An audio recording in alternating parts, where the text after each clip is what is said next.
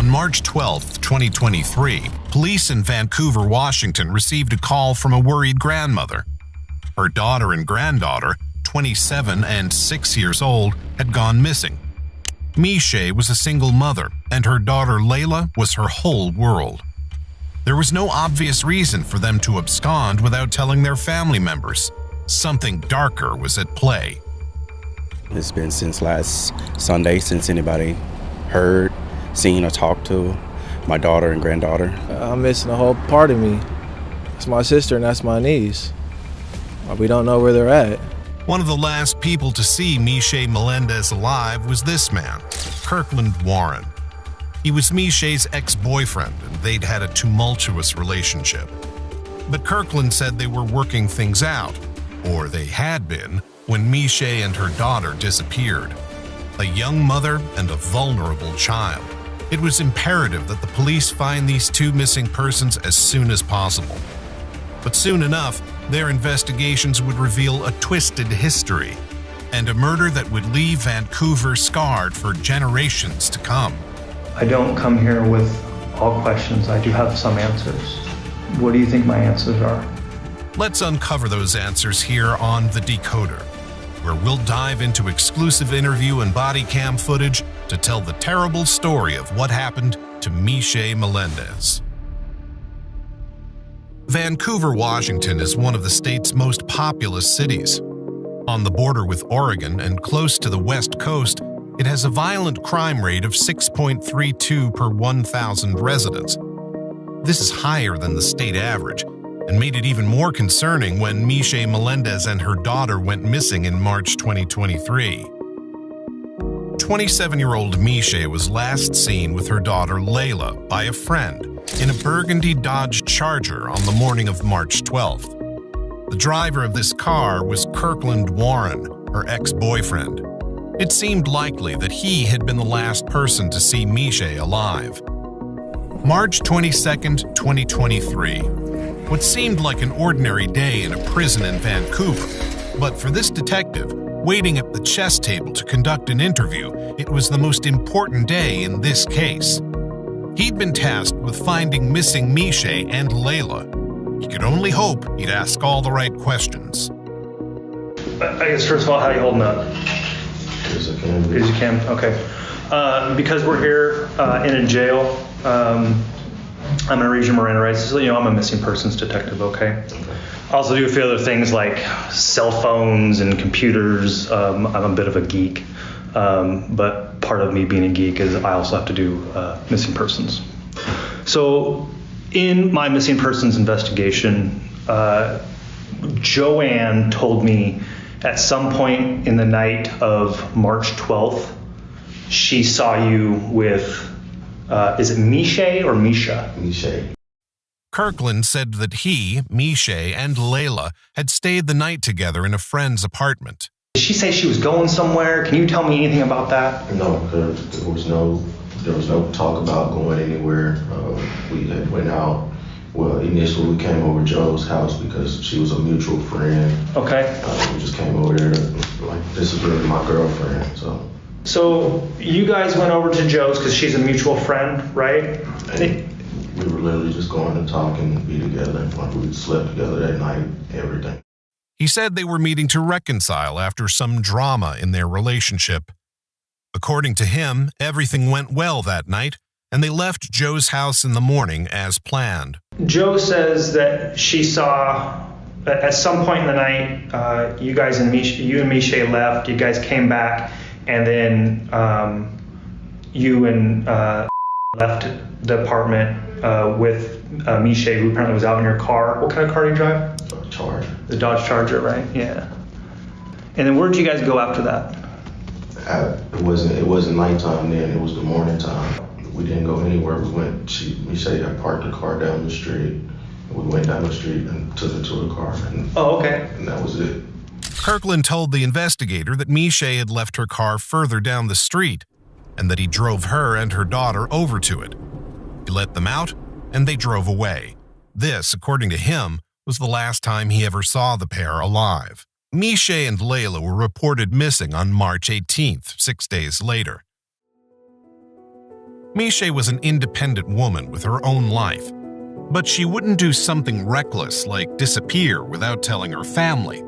She took good care of her daughter, who often appeared in her TikTok videos, doing dances with her mom. Layla, though only 6, was doing well in school and had a promising life ahead of her. Miche once said, "I don't know how I got blessed with such an amazing daughter. She was beloved by her mom and her mom's entire family, including Miche's mother, Layla's grandmother. When her mom didn't hear from her all week, she called the police." The Vancouver Police Department conducted a welfare check on Miche's apartment and found no sign of Miche and Layla. But the next day, Miche's mom, desperately searching for her daughter and granddaughter, discovered Miche's car. It was abandoned in the Van Mall neighborhood, the same neighborhood where she and Layla had stayed with Kirkland on the night of the 11th. Kirkland said he'd tried to contact her that same day. And then I tried contacting her later on that day because she had left her purse. And then So, I'm sorry, she left her purse? she left her purse. Okay, so she left her purse in your car? Yeah. Okay. But literally after that, Joe, even then, I had tried to, I didn't call her on a regular phone. I called her Google Duo, just because she said it was the safest. Called her Google Duo, she wasn't picking up. And this is because she's missing, right? Like you were trying to get a hold of her and you couldn't. I mean, it wasn't a big concern at first because Okay. I literally just thought she was just ignoring me for a little bit or something. Kirkland and Miche had an on-again, off-again relationship. It didn't seem unusual that she wouldn't contact him for a while. He said he went to a bagel shop after dropping her off and then to another friend's house, Nettie's. Her absence didn't concern him until she was reported missing nearly a week later. So where do you think they're at? I don't know. You don't know? Okay. Is there any history of them running off? Not that I know of. No. Okay, so when you went over to Nettie's, what did you and Nettie do? We just hung out, ate a bagel, and just watched TV. Did you buy her a bagel too? Yeah. Is she like a girlfriend? No. No, she's just a friend. Miche is my girlfriend. Miche is my girlfriend. But me and my wife are in the process of being separated. Kirkland grew up in Pine Bluff, Arkansas. He was the son of a municipal judge who resigned in 2009 following allegations of misconduct, including second-degree forgery, abuse of office, and attempted theft of property. In the last few years, Kirkland had moved to Vancouver, Washington, where he married a woman named Monet Tyler Warren. She and Kirkland had 2 daughters. Aged 26 in the spring of 2023, she worked at a bank in Portland. But she'd recently been accused of stealing money from customer accounts and transferring it to others. The theft amounted to nearly $25,000. This wasn't a random, unconnected incident. On November 21st, 2022, Monet's credentials were used to alter account information at the credit union in order to steal, and $20,000 was transferred into an account under Miche Melendez's name. Miche was also seen on surveillance footage opening an account at the credit union that same month and exiting Monet's car. The 2 women knew each other and may have been tangled up in a criminal scheme together. This made sense with Miche's social media presence. She was an active TikTok user until her last post on December 20th, 2022. Right around the time of the thefts from the credit union, she began to go dark online, perhaps trying to minimize her exposure in case of an investigation. In both of her last posts, she could be seen with Kirkland. But what was Miche and Monet's connection? How had they developed the scheme if they were indeed both involved? The only thing the 2 women had in common was one man, Kirkland Warren. And Monet blamed Kirkland when she was questioned by police. She said she'd been changing the account information on behalf of her husband, who'd asked her to help him steal money.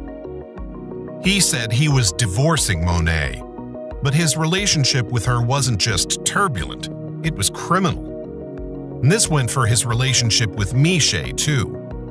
They'd been staying at their friend's apartment instead of one of their own for a specific reason, a restraining order. You guys were going to stay, how long have you guys been staying there?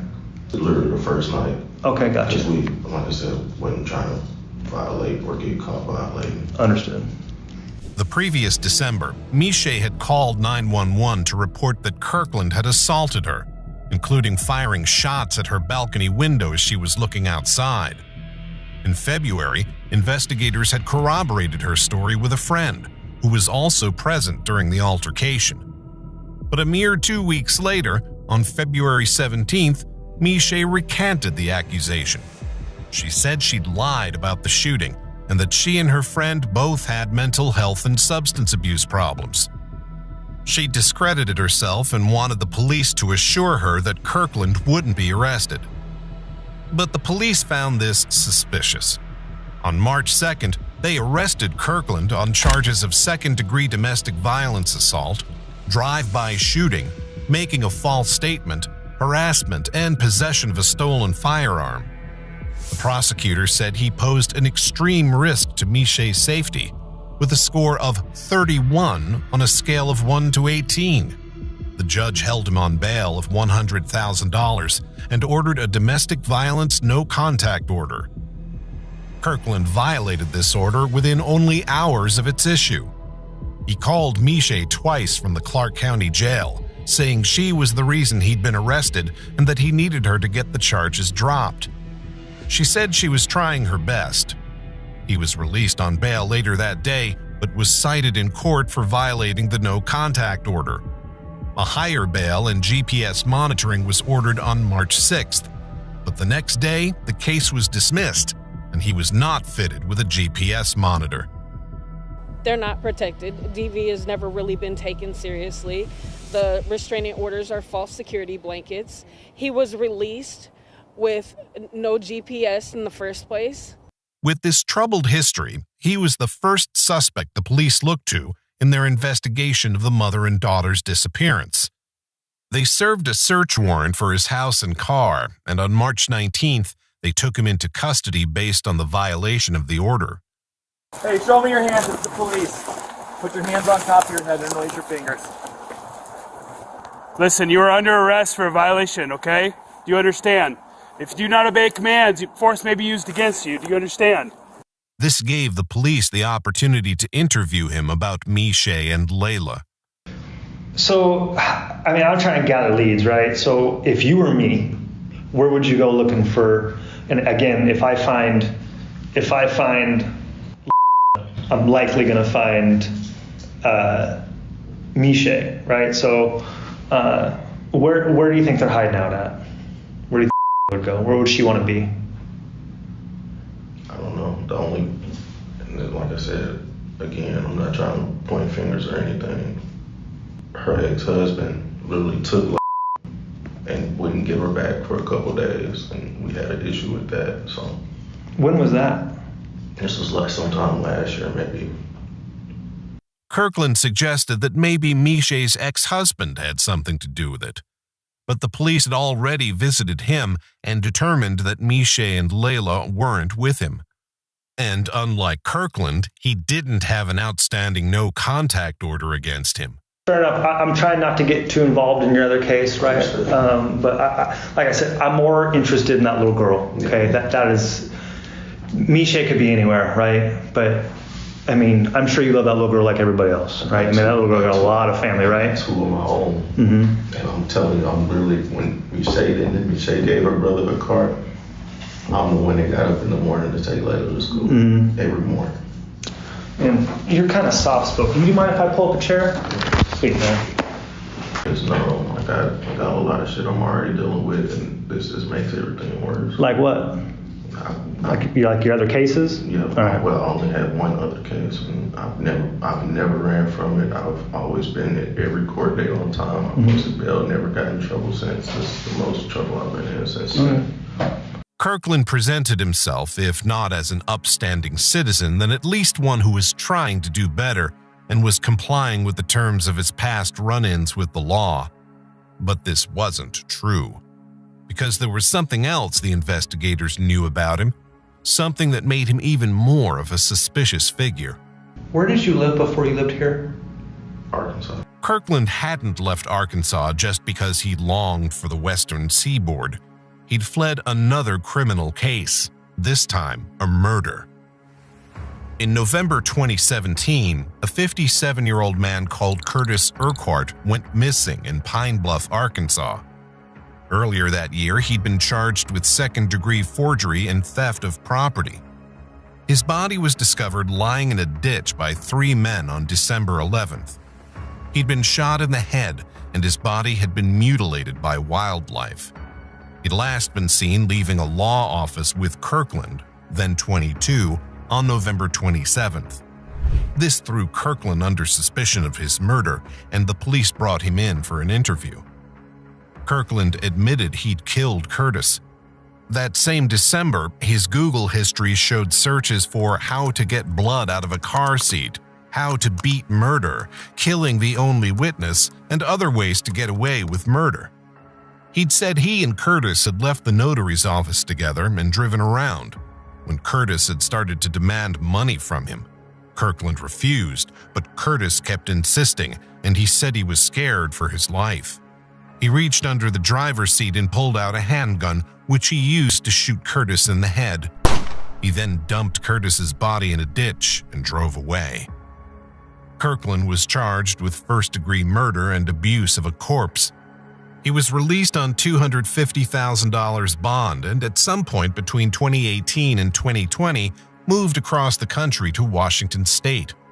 There, far from obeying the terms of his bail, he continued to violate it. In 2020, Vancouver police investigated him for possession of a stolen semi-automatic handgun. He surrendered it to them, but the following March he lied on an application to buy another semi-automatic handgun, saying he wasn't under indictment for a felony. The application was denied. But he got hold of a gun somehow anyway, because in December 2022, he used it to shoot at Miche's balcony window. Kirkland's murder charge in Arkansas was still pending, and now the disappearance of a mother and child was connected to his name. On March 17, 2023, the day before Miche and Layla were reported missing, an Arkansas judge revoked his bail in the murder case. On the 22nd, he appeared in court and admitted he was wanted in Arkansas, but refused to waive extradition to be turned over to the authorities there. The judge ordered that he be held without bail. And that same day, 2 bodies were found. On Wednesday morning, the Clark County Sheriff's Office got a call from someone who was walking on this rural road in Washougal. The caller described what they believed to be 2 life-sized mannequins down an embankment near a creek. But when deputies arrived on scene, they discovered 2 bodies. Investigators contacted Vancouver police, who determined this was likely Miche Melendez and Layla Stewart. They'd both been killed by gunshot wounds to the head. Miche had been shot once and Layla twice, and Layla had been assaulted. The investigators took this discovery to their interrogation of Kirkland. Do you think I'm here to judge you? No. Do you think I'm here because maybe God put me here? You're here to do your job. Yeah. And what do you think that job is? To find them. To find them, right? Do you think maybe I have found them? No. You don't know? I hope not. You hope not? I hope not in the way you think. I hope not in the way that I think you're about to say. What do you think I'm about to say? Kirkland? Just tell me they're okay. I can't tell you that. That's all I need to hear. Just What tell do you me think? they're okay. Where do you think they are? I don't know. Kirkland, I'm here to ask about what actually happened. And I wouldn't be here having this conversation with you if I didn't think that maybe you'd want to talk about it. I didn't do anything. You didn't do anything? No, sir. So what did happen? I don't know. I don't know where they are. You don't know where they are? I've been calling and calling. I get it. Do you think that maybe that might be some denial? No, sir. Kirkland. I've made my mistake before. Okay, fair enough, man. I'm not here to dream about past stuff. I don't run from it. Then tell me about what happened to that baby. I don't know. You do know. I don't. Kirkland, I don't want to go down the road with all the stuff that I have on my phone. I want to hear it from a man. You're a man, right? I am. You're a man that maybe made a mistake, not a monster? Not a monster. Okay. I made my mistakes in the past. So tell me about the mistake that happened. The one in Arkansas? No, I don't. Not about that, man. Tell me about this baby. I don't know. Kirkland tried to bring the conversation back to his past charges, including the murder in Arkansas. But he'd already confessed to that. This was something new, and it displayed eerily similar hallmarks to the killing of Curtis Urquhart. They'd been shot in the head like Curtis and left in a ditch, also like Curtis. I was there. I was at the scene. I know what road you were off of. I know why there's mud on your car. I know why there's tire tracks down that little road that goes up where you turned around and went back. I know all that stuff. I don't need to know if you did it. Everyone wants to know why. And I think a man like you would at least give people the peace of mind of to at least know why. I didn't do anything. The investigator urged him to confess, but he refused. But this is your opportunity to at least tell your family why. Done talking. I told you I didn't know anything. We can go with an attorney from there. He asked for his attorney. But even without a confession, the evidence was mounting that he'd had something to do with Mishay and Layla's murders. On March 13th and 15th, he texted a friend asking if she knew of secluded local areas like woods or a place where he could bury a gun. On the 15th, he also transferred $4,200 from Mishay's bank account to his own using her phone. He texted another friend on March 18th saying, "I need to get rid of this stolo," which is slang for a stolen car. It was possible he was referring to the Charger that Mishay and Layla had last been seen in. On a search of this car, the police discovered shell casings, a large blue tarp, and both Mishay and Layla's blood. It seemed certain that they'd been killed in his car. They talked to the friend that Mishay and Kirkland had been staying with on the night of the 11th. This friend, Joe, said that they'd both left the house at about 5 a.m. March 12th, saying they were going out to make some money. Kirkland came back in his car at about 8 a.m., blasting loud music with Mishay in the passenger seat. She was naked from the waist down and seemed to be passed out. Joe reached into the car to turn the music down, and Kirkland shouted at her to close the car door. But she didn't suspect something was amiss. Fatefully, she handed Layla and Layla's kitten Rocky over to Kirkland, and Kirkland drove off. Kirkland often took Layla to school, and she trusted him like a father. When she got into his car that morning, she would have no idea what was coming, and no idea that her mom was already dead in the front seat. Her life had so much promise as a 6-year-old child, and it was cruelly snatched away. And Layla had a little kitten named Rocky. That night, pictures of her, she had a kitten on her shirt. She loved cats. And when Joanna Cardinal put her in the defendant's car, she had Rocky with her. And it's our hope that Rocky was the last thing that she saw at the time in which she passed this earth. The loss of Layla has left a void in my heart that can never be filled. Every day, I wake up with the pain, knowing that my little girl will never grow up. Our family has been torn apart by grief and the endless questions that haunt us every day. Why? He a 7-year-old and then shot her and killed her. You have judges that let him out, should never have let him out. You have a district attorney who gave him bail. Why would you give somebody bail who has this kind of a history? With all the evidence mounting, Kirkland had to change his story. He then claimed that he'd given Mishay a pistol to use to protect herself in her line of work, about which he was vague. He said that on that fateful morning they'd been arguing in the car about his second cell phone, and she'd fumbled with her gun during the conversation. She'd accidentally shot her daughter twice and then herself. This was what he claimed. But why try to hide the bodies? And it would be some coincidence, with the facts of the case so closely resembling the 2017 murder of Curtis Urquhart. Ultimately, Kirkland Warren had no choice but to plead guilty. He admitted to the murders of Layla and Mishay, and he entered an Alford plea to a charge of assaulting Layla. This plea allowed him to maintain his innocence, but functioned as a guilty plea in sentencing. For these crimes, he was sentenced to life in prison.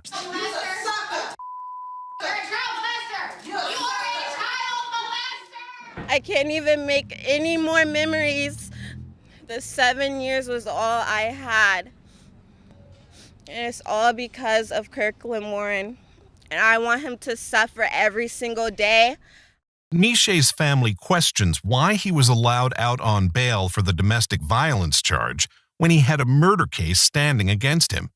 The trouble is when we have a legal system with district attorneys and judges, they are horribly undertrained in domestic violence. They know laws, but they don't know a perpetrator, they don't know the characteristics of a perpetrator, and they don't know what they do to a victim. He also pleaded guilty to Curtis's murder.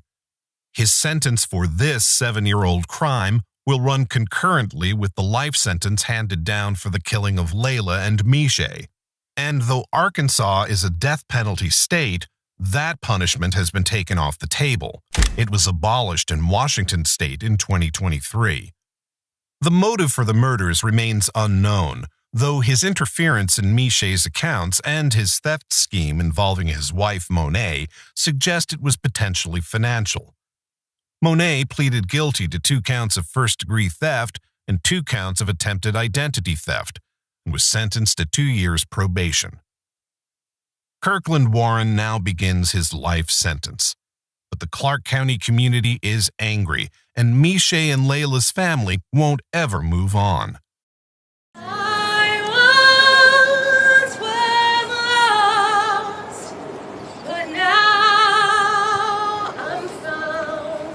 From the family to the larger community, this tragic case has brought many tears. At a vigil at Vancouver's Esther Short Park the weekend after Mishay and Layla's bodies were found, hundreds came out to remember and honor them, including Layla's classmates. We really want to honor the family and make sure they get lots of support for that Layla and her mom is gone. Close friends with Layla and Mishay. Layla was pretty much my niece. So yeah, this has been very heartbreaking. We hope something changes. We hope that if a victim comes out and they're scared, that the police do way more than what they did for her. What do you think about this tragic story? Could Mishay and Layla's killings have been prevented? Let us know your thoughts in the comments below. Until next time, stay safe, keep up with our channel, and we will see you very soon on The Decoder.